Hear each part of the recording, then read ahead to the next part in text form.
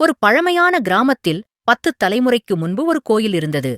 அந்த கோயிலின் தெய்வம் மிகச் சக்தி வாய்ந்தவள்.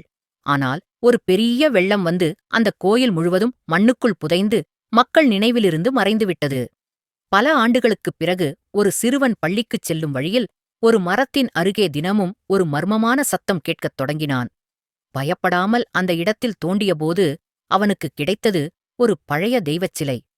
அந்தச் சிலை வீட்டுக்குக் கொண்டு வந்த நாள் முதலே அவன் குடும்பத்திற்குள் அதிசயங்கள் நடக்கத் தொடங்கின. நோய்கள் குணமாக, வேலைவாய்ப்புகள் கிடைக்க, கிராமத்தில் மகிழ்ச்சி மலர்ந்தது. மூத்தோர் சொன்னார்கள், அந்த தெய்வத்தின் சக்தி இன்னும் நம்மோடு இருக்கிறது.